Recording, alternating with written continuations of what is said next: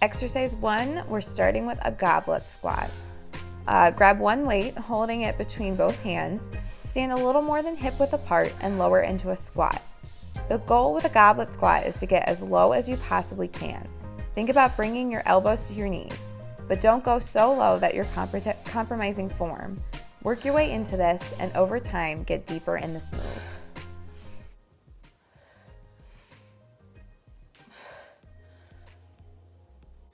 Next, we've got an incline push-up. The form for this is the same as a regular push-up. Keep a flat back, wrists under your shoulders, arms out at a 45-degree angle. But we're performing this move on a bench, chair, or table. If this is too difficult, perform a modified push-up on the ground, or you can perform this move against a wall.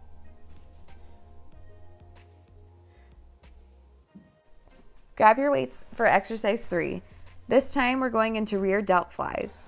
Stand with your feet hip width apart and hinge at the hips as you lean forward, making sure to keep a tight core and a straight back.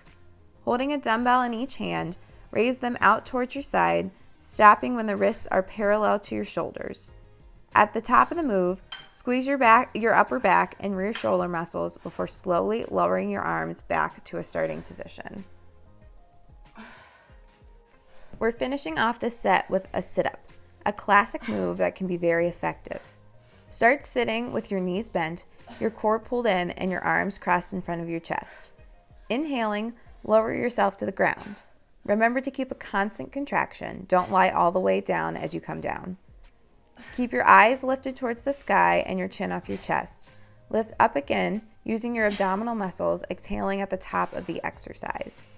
If you're unable to do a sit-up, do a basic crunch instead, or use weights or a table to hold your feet in place to help you with this move. If you are looking for more of a challenge and you want to advance this exercise, hold a weight through the move.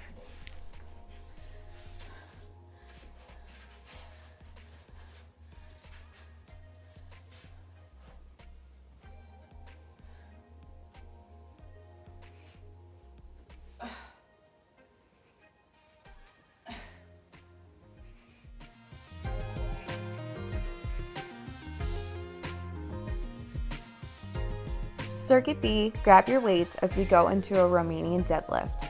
Stand with your legs at about hip width apart, keeping a slight bend in your knee. Hold the dumbbells in front of you as you tighten your core, hinging at the hips, and lower your back until it is almost parallel to the floor. Only go until you feel this in the back of your hamstrings. Do not round your back or extend past a point that is comfortable for you. Push through your heels using your hamstrings and glutes to pull you upright again, squeezing the entire backside of your body at the top of the move.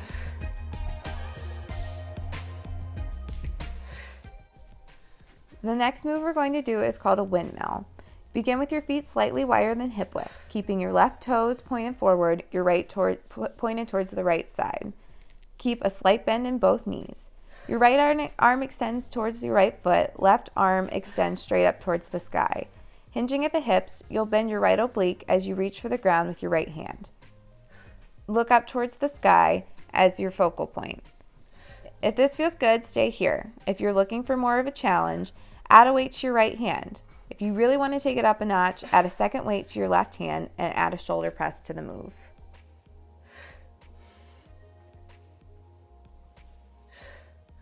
Let's shake things out with some good old-fashioned jumping jacks. Just close your eyes and pretend like you're back in middle school gym class. To modify this, take out the jump and just step side to side.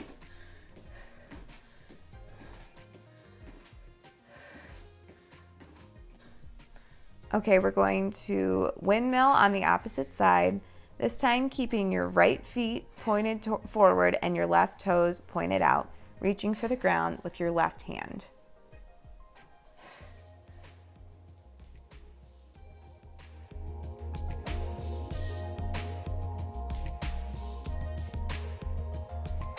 Circuit C, we're going back to the glute kickback, only this time we're adding a resistance band. Wrap the band just above your knees, get into an all fours position and loop the band around the center of your right foot. Keeping the core tight, Push back with your right heel against the band, remembering to keep a flat back throughout the movement.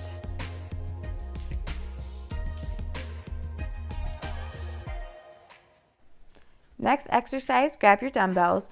You'll stand with your feet staggered at about hip width apart.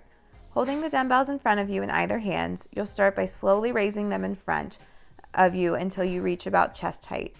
Lower them back down, this time raising them out to your sides until they are in line with your shoulders.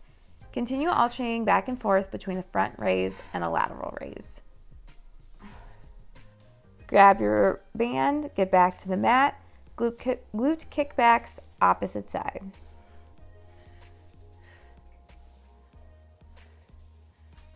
Let's finish off with a cardio move. We're going to be doing 4 rounds of high knees. After that 4th rep, lower yourself to the ground on your belly, arms and legs extended, and lift up into a Superman. Push back up into a standing position and then repeat, alternating between high knees and a Superman. To modify this, just raise your knee into your chest.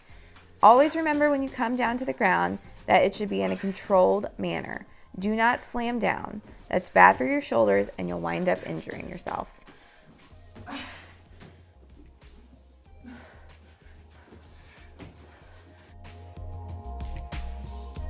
Circuit D begins with a sumo squat deadlift. Stand with your feet a little more than hip width apart, toes pointed out.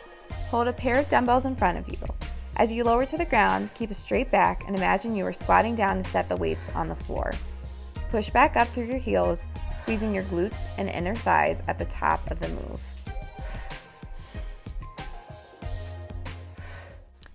Now we have a banded renegade row. Start off in a plank position with your resistance band looped around both hands. Inhale, pulling your right hand up towards your side using the muscles in your back. Continue alternating between sides. If this is too difficult, take away the band or drop to your knees.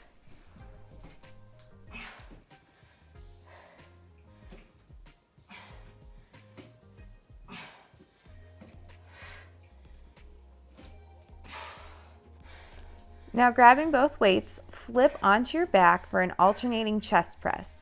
Keeping both dumbbells in the air, slowly lower your right arm towards your chest, keeping your left arm extended above you. Return to start and switch sides. If this is too much of a challenge, keep the dumbbells at your side as you alternate between pressing both arms. If you're really feeling it, bend your knees to work your abs during this move as well.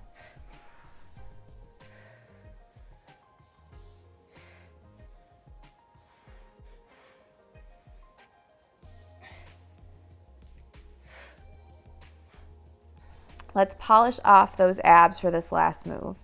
Flip over into your plank position, positioning your weight to one side. You'll reach over with your opposite hand and grab the dumbbell, dragging it over to the other side. You really want to feel this in your obliques as you pull. You'll switch, reaching over with the opposite hand to drag the dumbbell back again. Continue alternating. If this is too difficult, drop to your knees.